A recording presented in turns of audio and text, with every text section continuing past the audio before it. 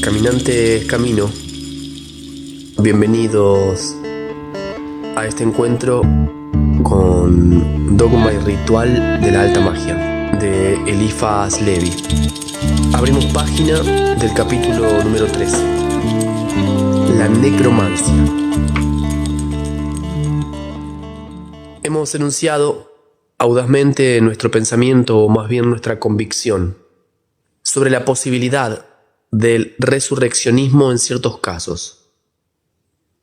Preciso es completar aquí la revelación de ese arcano y exponer su práctica. La muerte es un fantasma de la ignorancia. La muerte no existe.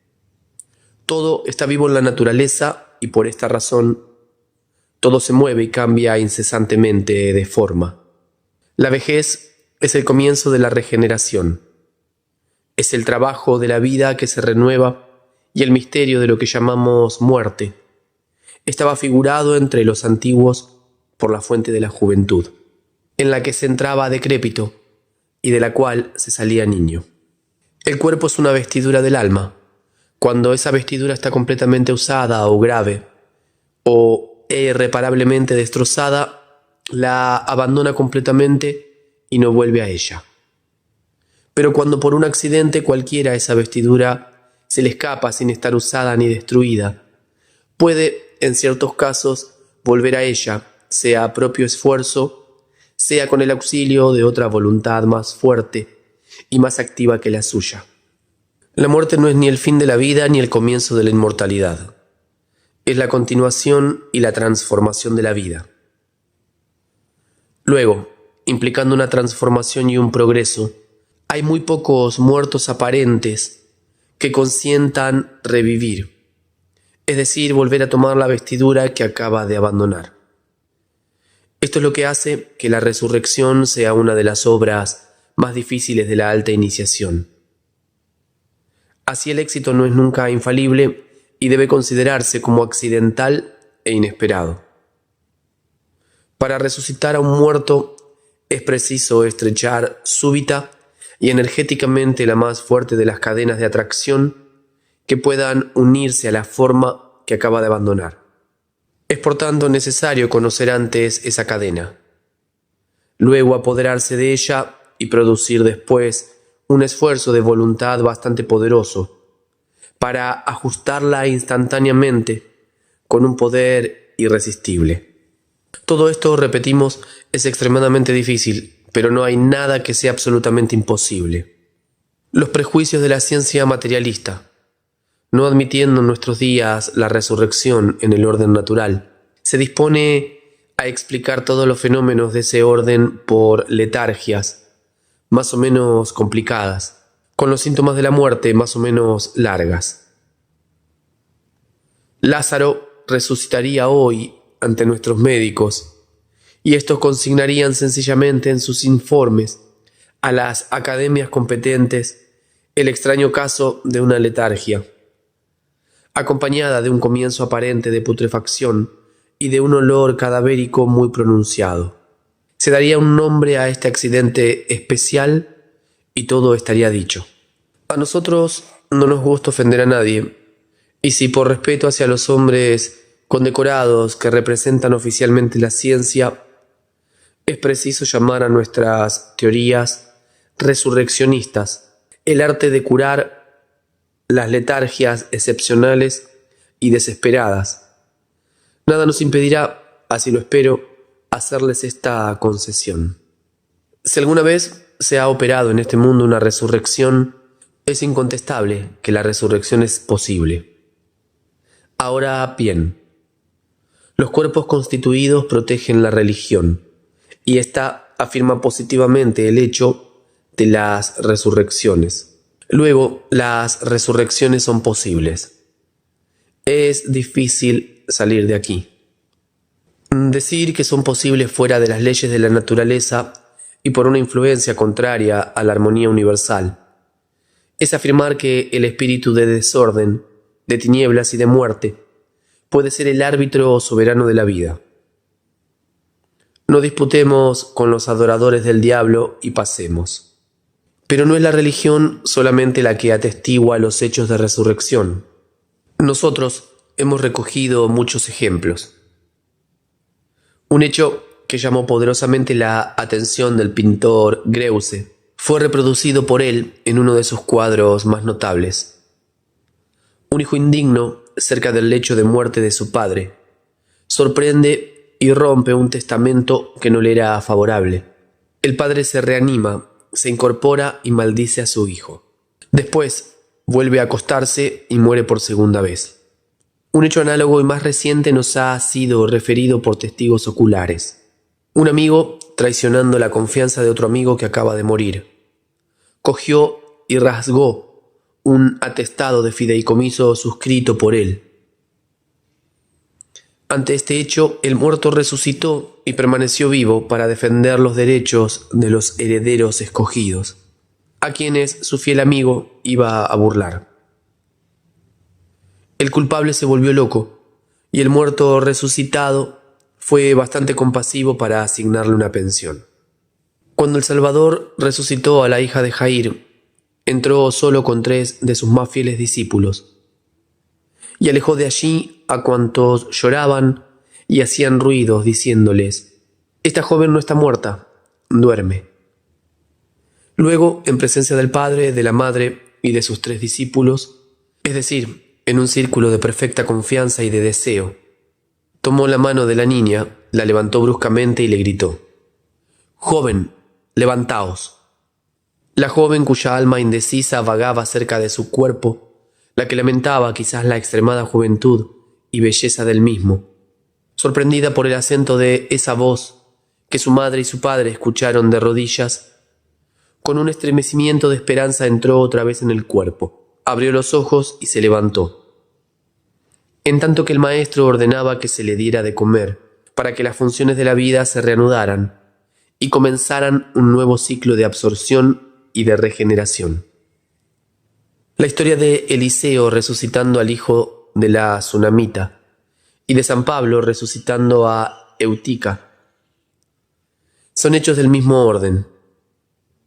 La resurrección de Dorcas por San Pedro, contada con tanta sencillez en los Hechos de los Apóstoles, es igualmente una historieta, de cuya veracidad no se podría razonablemente dudar. Apolonio de Tiana parece también haber realizado semejantes maravillas. Nosotros mismos hemos sido testigos de hechos que no dejan de guardar analogía con los referidos. Pero el espíritu del siglo en que tenemos la dicha de vivir nos impone a este respecto la más absoluta reserva, pues los taumaturgos están expuestos en nuestros días y una muy mediana acogida ante el público, lo que no impide que la tierra gire y que Galileo sea un hombre. La resurrección de un muerto es la obra maestra del magnetismo, porque es preciso, para realizarla, ejercer una especie de omnipotencia simpática. Es posible en los casos de congestión, ahogo, languidez e histerismo. Éutica, que fue resucitada por San Pablo después de haberse caído desde un 3er piso, no debía de tener, sin duda, nada roto en el interior, siendo muy posible que hubiera sucumbido, fuera por la asfixia ocasionada por el movimiento del aire en la caída, fuera por el mismo espanto. Es preciso, en semejante caso y cuando se sienten la fuerza y la fe necesarias para realizar semejante obra, practicar como el apóstol la insuflación boca contra boca, estableciendo un contacto con las extremidades para llevar a ellas el calor. Si se hubiera realizado sencillamente lo que los ignorantes llaman un milagro, Elías y San Pablo, cuyos procedimientos en semejante caso fueron los mismos, habrían hablado en nombre de Jehová o de Cristo. Puede bastar a veces con tomar a la persona de la mano y levantarla vivamente llamándola en alta voz. Este procedimiento, de seguro éxito por lo general en los desvanecimientos, puede también tener acción sobre la muerte. Cuando el magnetizador que la ejerce está dotado de una palabra poderosamente simpática y posee lo que pudiéramos llamar la elocuencia de la voz. Es preciso también que sea tiernamente amado o respetado por la persona sobre quien se quiere obrar, y que realice su obra con entera fe y voluntad absoluta. Lo que se llama vulgarmente nigromancia no tiene nada de común con la resurrección, y es por lo menos muy dudoso que en las operaciones relativas a esta aplicación del poder mágico no se pongan realmente en relación con las almas de los muertos a quienes se evoca. Hay dos géneros de nigromancia, la de la luz y la de las tinieblas, la evocación por plegarias, pentáculos y perfumes, y la evocación por la sangre, las imprecaciones y los sacrilegios. La primera es la única que hemos practicado y no aconsejaríamos a nadie que se dedique a la segunda. Es cierto que las imágenes de los muertos se aparecen a las personas magnetizadas que los evocan. Es cierto también que ellos no revelan jamás los misterios de la otra vida. Se les ve tales y como pueden estar todavía en el recuerdo de aquellos que los han reconocido, tal y como quedaron sus reflejos en la luz astral. Cuando los espectros evocados responden a las preguntas que se les dirigen, es siempre por signos o por impresión interior o imaginaria, nunca con una voz que hiera vivamente a los oídos, y esto se comprende bien. ¿Cómo hablaría una sombra? ¿Con qué instrumento haría vibrar en el aire para hacer perceptibles los sonidos? Se experimentan, sin embargo, contactos eléctricos con las apariciones, y otros contactos parecen, a veces, ser producidos por la misma mano del fantasma. Pero este fenómeno es completamente interno y debe obedecer como causa única al poder de la imaginación y a las afluencias locales de la fuerza oculta, que nosotros llamamos luz astral. Esto prueba que los espíritus, o por lo menos los espectros considerados como tales, nos tocan algunas veces, pero que nadie podría tocarles a ellos, siendo esta una de las circunstancias más espantosas en las apariciones, porque las visiones tienen a veces una apariencia tan real que no puede uno menos de sentirse emocionado. Cuando la mano pasa a través de lo que nos parece un cuerpo, sin poder tocar ni encontrar nada. Se lee en las historias eclesiásticas que Espiridión, obispo de Tremitonte, que fue después invocado como santo, evocó el espíritu de su hija Irene para saber de ella, en donde se encontraba oculto un depósito de dinero que había recibido de un viajero. Swedenborg comunicaba habitualmente con los pretendidos muertos, cuyas formas se le aparecían en la luz astral. Nosotros hemos conocido muchas personas dignas de fe, que nos han asegurado haber vuelto a ver durante años enteros difuntos que les eran queridos. El célebre ateo Silvano Marechal se apareció después de su muerte a su viuda y a una amiga de esta última para darle conocimiento de una suma de 1.500 francos en oro que él había ocultado en un cajón secreto de un mueble. Conocemos esta anécdota por una antigua amiga de la familia. Las evocaciones deben ser siempre motivadas y tener un fin laudable. De otro modo, son operaciones de tinieblas y de locura muy peligrosas para la razón y para la salud. Evocar por pura curiosidad y para saber si se verá algo es disponer por anticipado a fatigarse y a sufrir. Las altas ciencias no admiten ni la duda ni la puerilidad. El motivo laudable de una evocación puede ser de amor o de inteligencia. Las evocaciones de amor exigen menos aparatos y son, de todos modos, más fáciles. He aquí cómo hay que proceder. Se deben primero recoger con cuidado todos los recuerdos de aquel o de aquella a quien se desee volver a ver. Los objetos que le sirvieron y que han conservado su huella, y amueblar sea una habitación que la persona hubiera ocupado en vida, o sea un local semejante, en la cual se colocará su retrato, con un velo blanco, en medio de flores de las que gustaba la persona amada, y las cuales se renovarán todos los días. Después hay que observar una fecha precisa, un día del año en que celebrarse su santo o cumpleaños, o bien el día más feliz para nuestro afecto y para el suyo. Un día en que supongamos que su alma, por feliz que se halla la razón, no haya podido olvidar su recuerdo, siendo ese día prefijado el mismo que hay que escoger para la evocación, para la cual habrá que prepararse durante 14 días. Todas las noches y a la misma hora será preciso encerrarse con una luz poco brillante, tal como una pequeña lámpara funeraria o un cirio, en la habitación consagrada al recuerdo de la persona querida.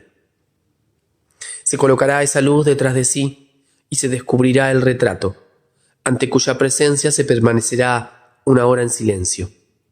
Después se perfumará la habitación con algo de incienso de buena calidad y se saldrá de ella andando hacia atrás. El día fijado para la evocación será preciso vestirse y adornarse desde la mañana como para una fiesta. No dirigir primero la palabra a nadie. No hacer más que una comida compuesta de pan, vino, raíces o frutas. El mantel deberá ser blanco. Se colocarán en la mesa 2 cubiertos y se cortará una parte del pan, que deberá haberse servido entero. Se verterán también algunas gotas de vino en el vaso de la persona a quien quiera evocarse. Esta comida debe hacerse en silencio, en la cámara de las evocaciones, en presencia del retrato velado.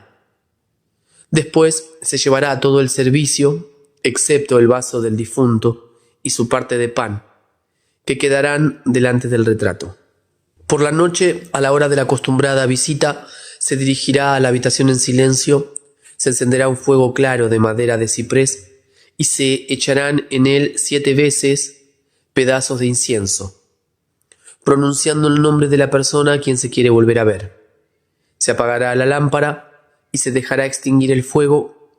Ese día no se quitará el velo del retrato. Cuando la llama se hubiera extinguido, se echará nuevo incienso sobre los carbones y se invocará a Dios, según las fórmulas de la religión a que hubiera pertenecido la persona difunta, y con arreglo a las mismas ideas que ella tuviera respecto a Dios. Será necesario, al hacer esta plegaria, identificarse con la persona evocada, hablar como ella hablaría, creerse de algún modo que es ella misma. Luego, es decir, después de un cuarto de hora de silencio, hablarle como si estuviera presente, con afección y con fe, rogándole que se nos deje ver, renovar este ruego mentalmente, cubriéndose el rostro con ambas manos, después llamar 3 veces y en voz alta a la persona, esperar de rodillas y con los ojos cerrados o cubiertos. Durante algunos minutos, hablándole mentalmente, llamarla de nuevo otras veces con voz dulce y afectuosa y abrir lentamente los ojos. Si no se viera nada, será necesario renovar esta experiencia al año siguiente hasta 3 veces. Es evidente que a la tercera vez se obtendrá la aparición deseada, que será tanto más visible cuanto mayor ha sido el tiempo que se haya hecho esperar. Las evocaciones de ciencia y de inteligencia se hacen con ceremonias más solemnes. Si se trata de un personaje célebre, es preciso meditar durante 21 días sobre su vida y sus escritos, formarse una idea de su persona, de su continente y de su voz. Hablarle mentalmente e imaginarse sus respuestas. Llevar encima su retrato o por lo menos su nombre.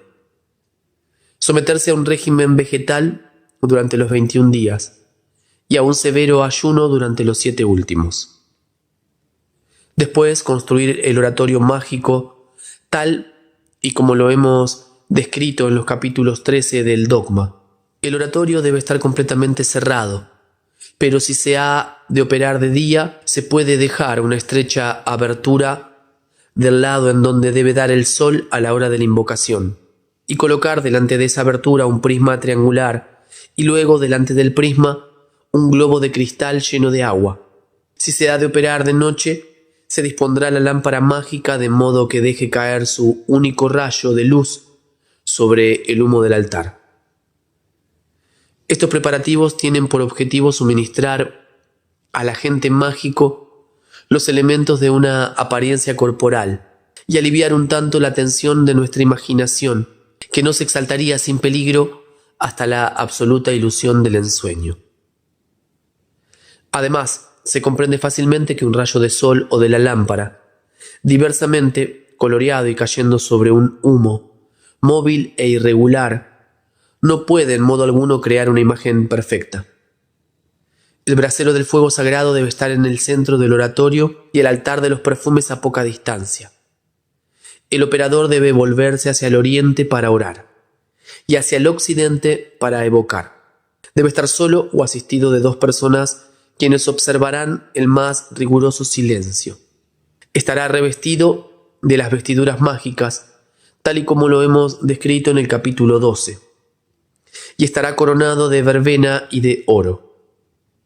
Habrá debido bañarse antes de la operación y todas sus ropas interiores deberán estar completa y rigurosamente limpias. Se comenzará por una plegaria apropiada al genio del espíritu que quiere evocarse y que pudiera aprobarla él mismo, si viviese. Así no se evocaría nunca a Voltaire, por ejemplo, recitando oraciones del gusto de las de Santa Brígida. Para los grandes hombres de los tiempos antiguos se recitarán los himnos de Cleanteo o de Orfeo, con el juramento que termina los versos dorados de Pitágoras. Cuando nuestra evocación a Apolonio había adoptado como ritual la magia filosófica de Patricius, conteniendo los dogmas de Zoroastro y las obras de Hermes Trimegisto, leímos en alta voz el Noctamerón de Apolonio en griego y agregamos la conjuración siguiente. Para la evocación de los espíritus pertenecientes a las religiones emanadas del judaísmo, es preciso decir la invocación cabalística de Salomón, sea en hebreo, sea en otra lengua cualquiera que se sepa haya sido familiar al espíritu que se evoca. Potencias del reino, colocaos bajo mi pie izquierdo y en mi mano derecha. Gloria y eternidad, tocad mis hombros y llevadme por las vías de la victoria. Misericordia y justicia, sed el equilibrio y el esplendor de mi vida. Inteligencia y sabiduría, dadme la corona. Espíritus de Malkut, conducidme entre las 2 columnas sobre las cuales se apoya todo el edificio del templo. Ángeles de Netzach y Hod, afirmadme sobre la piedra cúbica de Yesod. Oh Gedulael, oh Geburael, oh Tifaret.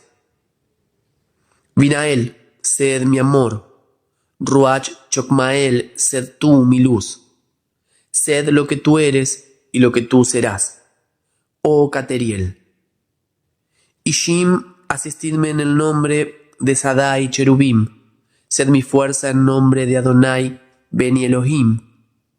Sed mis hermanos en nombre del Hijo y por las virtudes de Sabot Elohim. Combatid por mí en nombre de Tetragramatón. Malachim, protegedme en nombre de Serafim. Depurad mi amor en nombre de Eloah Chasmalim. Iluminadme con los esplendores de Elohi y Chechiná. Aralim, obrad. Aupanim, girad y resplandeced. Chayot, Kadosh, gritad. Hablad, rugid, mugid. Kadosh, Kadosh, Kadosh, Shaddai. Adonai, Yod, Shabbat. Eheye, Asher, Eheye. Aleluya, aleluya, aleluya. Amén. Es preciso acordarse bien, sobre todo en las conjuraciones, que los nombres de Satán, de Belzebut y de Adramelech y de los demás no designan unidades espirituales, sino legiones de espíritus impuros.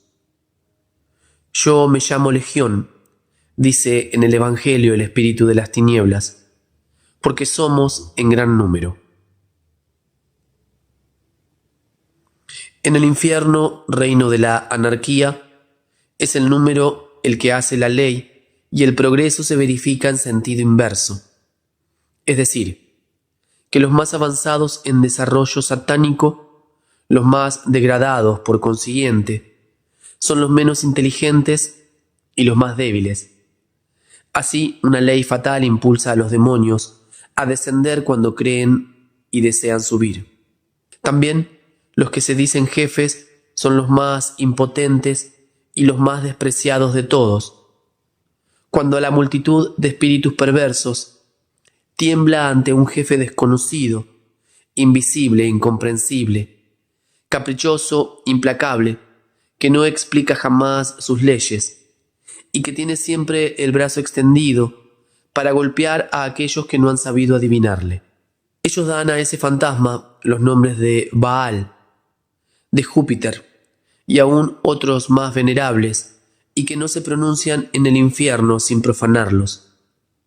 Pero ese fantasma no es más que la sombra y el recuerdo de Dios, desfigurados por su perversidad voluntaria y grabados en su imaginación como una venganza de la justicia y un remordimiento de la verdad. Cuando el espíritu de la luz que se ha evocado se presenta con el rostro triste o irritado, es preciso ofrecerle un sacrificio moral, es decir, sentirse interiormente dispuesto a renunciar a lo que le ofenda. Luego es necesario, antes de salir del oratorio, despedirle diciéndole: «Que la paz sea contigo. Yo no he querido turbar tu tranquilidad, no me atormentes. Yo trabajaré en reformarme en todo cuanto pueda ofenderte. Oro y oraré contigo y para ti. Ruega conmigo y para mí, y retorna a tu gran sueño, esperando el día en que nos despertemos juntos. Silencio y adiós». No terminaremos este capítulo sin agregar, para los curiosos, algunos detalles sobre las ceremonias de la nigromancia negra. Se encuentra en muchos autores antiguos como la practicaban las brujas de Tesalia y las canidias de Roma. Se cavaba una fosa en uno de los cuyos bordes se degollaba un cabrito negro. Después se alejaba con la espalda mágica la psilaci, las larvas que se suponían presentes y dispuestas a beberse la sangre. Se invoca la triple Hécate y los dioses infernales, y se llamaba por 3 veces la sombra que se quería ver aparecer. En la Edad Media los nigromantes profanaban las tumbas, componían filtros y ungüentos con la grasa y la sangre de los cadáveres. A esto mezclaban acónito, belladona y hongo venenoso. Después cocían y espumaban estas horribles mezcolanzas con fuegos compuestos de osamentas humanas y de crucifijos robados en las iglesias. También mezclaban polvo de sapo desecado y la ceniza de hostias consagradas. Después se frotaban las sienes, el pecho y las manos con el ungüento infernal. Trazaban el pentáculo diabólico, evocaban a los muertos bajo las horcas o en cementerios abandonados. Se oía a lo lejos sus alaridos y los viajeros rezagados creían ver salir de la tierra legiones de fantasmas. Los mismos árboles tomaban a su vista figuras que causaban miedo. Se veían refulgir ojos de fuego en las encrucijadas, y las ranas de las marismas o ciénagas parecían repetir con ronca voz las misteriosas palabras del sabbat. Era el magnetismo de la alucinación y el contagio de la locura. Los procedimientos de la magia negra tienen por objeto turbar la razón y producir todas las exaltaciones febriles que dan valor para cometer toda suerte de crímenes. Los grimorios, que la autoridad de épocas pasadas hacía quemar por todas partes en donde los hallaba, no eran ciertamente libros inocentes. El sacrilegio, el asesinato y el robo estaban indicados en ellos o sobreentendidos como medio de realización en casi todas las obras. Así es como en el Gran Grimorio y en el Dragón Rojo, falsificación más moderna del primero, se lee una receta titulada «Composición de muerte o piedra filosofal». Es una especie de caldo concentrado de ácido nítrico, cobre, arsénico y cardenillo. Se encuentran también procedimientos de nigromancia que consisten en escarbar la tierra de las tumbas con las uñas y en extraer de ellas osamentas que se deberán tener en cruz sobre el pecho. Asistir también a la misa del gallo a una iglesia y en el momento de la elevación de la hostia levantarse y huir gritando. Que los muertos salgan de sus tumbas, y luego volver al cementerio, tomar un tillado de tierra más próxima a un ataúd y regresar corriendo a la puerta de la iglesia y depositar los 2 huesos, puestos en cruz, gritando una vez más. Que los muertos salgan de las tumbas. Y si no se encuentra la persona que pueda deteneros y llevaros a una casa de locos, alejarse a pasos lentos y contar 4.500 pasos sin volverse, lo que hace suponer que seguiréis un gran camino o que escalaréis las murallas. Al cabo de esos 4.500 pasos os acostaréis en el suelo después de haber arrojado en forma de cruz la tierra que habréis conservado en vuestra mano. Os colocaréis en la misma forma en que nos colocan en el féretro, y repetiréis nuevamente con voz lúgubre, que los muertos, etc., llamando 3 veces a aquel a quien queráis ver aparecer. No hay que dudar que la persona es bastante loca y no menos perversa que sea capaz de entregarse a semejantes obras. Ya dispuesta a todas las quimeras y a todos los fantasmas. La receta del gran Grimorio es, pues, ciertamente muy eficaz, pero no aconsejamos a ninguno de nuestros lectores a que hagan uso de ella. Final de la lectura del capítulo número 13. Intenso. Muchas gracias por acompañar, por continuar esta obra con sus complejidades. Nos damos cita para encontrarnos a leer el capítulo número 14. Las transmutaciones. No olvides suscribirte y dejarme tu apoyo. Un gran abrazo.